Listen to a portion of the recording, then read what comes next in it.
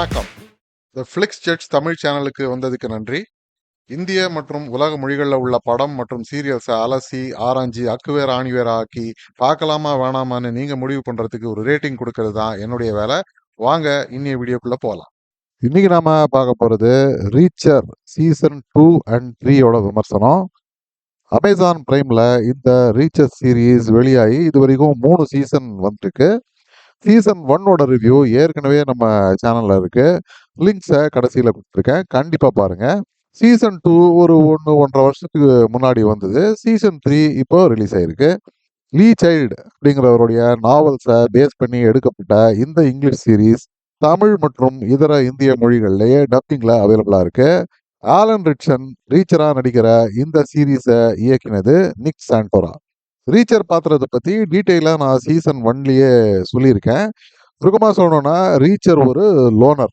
இந்த குடும்பம், குழந்தை, சட்டதிட்டங்கள் எதுக்குமே கட்டுப்பட மாட்டாரு. நான் தனி ஆள் இல்ல, நானே ஒரு சாம்ராஜ்யம் அப்படின்னு சொல்ற வகையில தனக்கு சரின்னு பட்டதை செய்வாரு.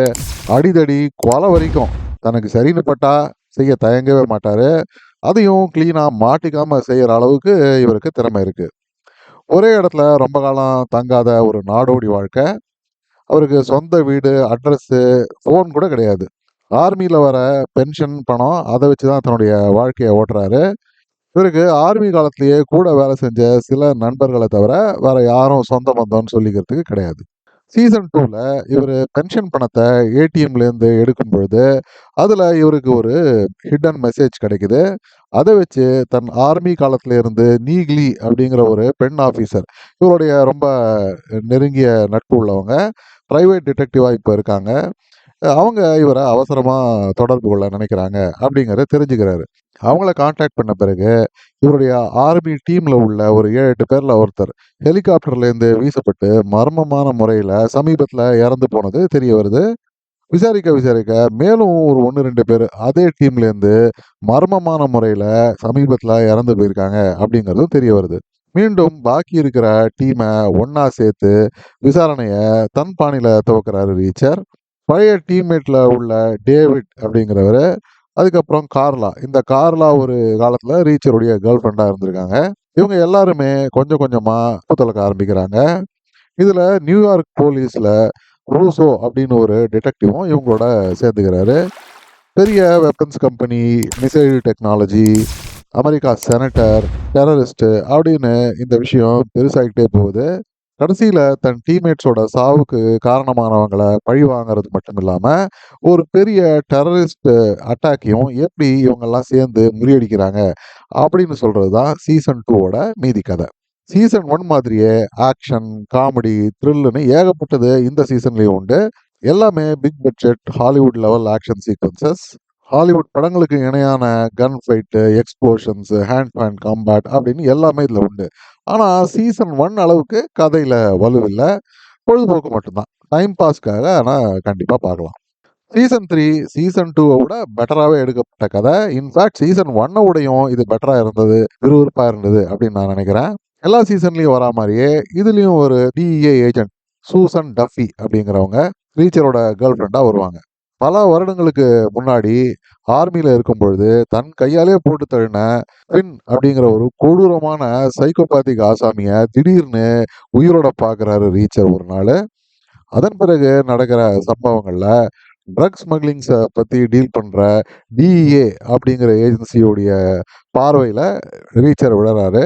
நம்ம ஹீரோயின் இந்த மாதிரி ஒரு டிஇஏ ஏஜென்ட் தான்.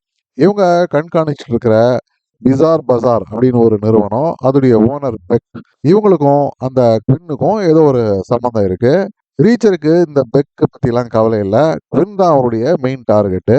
சூசனுக்கு அவங்களுடைய அண்டர் கவர் இன்ஃபார்மெண்ட் ஒரு சின்ன வயது பெண் இப்போ வில்லன் குரூப் கிட்ட மாட்டிக்கிட்டாங்க. அவங்கள எப்படியாவது வெளியே கொண்டு வரணும், இதுதான் அவங்களுடைய டார்கெட்டு. 2 பேருமே சேர்ந்து வேலை செய்ய முடிவு செய்யறாங்க.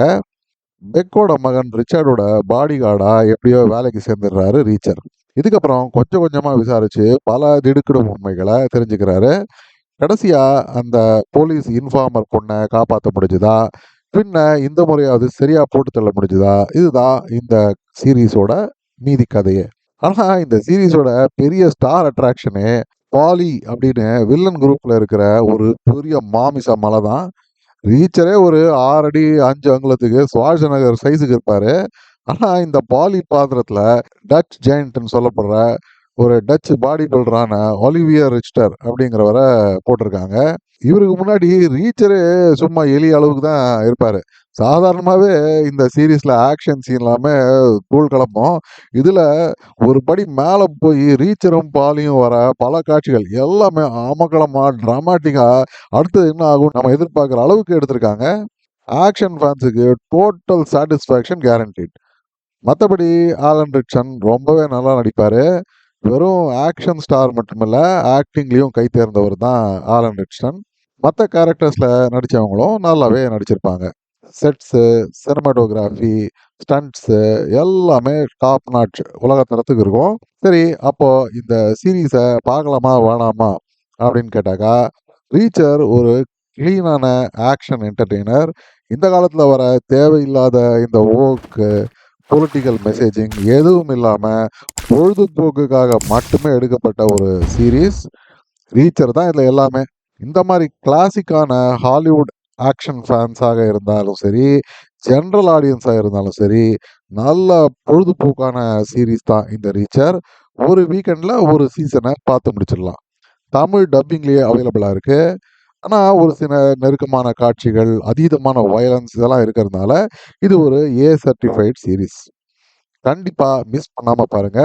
இந்த சீரிஸுக்கு நான் கொடுக்கக்கூடிய ரேட்டிங் சீசன் 2க்கு 6 அவுட் ஆஃப் 10 ஸ்டார்ஸ், சீசன் 3க்கு 8 அவுட் ஆஃப் 10 ஸ்டார்ஸ். மீண்டும் ஒரு முறை இன்னொரு விமர்சனத்தோட உங்களை சந்திக்கும் வரை நன்றி, வணக்கம். இந்த வீடியோ பிடிச்சிருந்ததுன்னா லைக் பண்ணுங்க, ஷேர் பண்ணுங்க, சப்ஸ்கிரைப் பண்ணுங்க. உலகத்தரமான படம் மற்றும் சீரியல்களை நீங்க பார்க்கணுங்கிறதுக்காக பல சினிமா சீரியல்களை பார்த்து அதுலேருந்து சரியானதை மட்டும் அடையாளம் காட்டுறது தான் இந்த சேனலோட குறிக்கோள். நன்றி.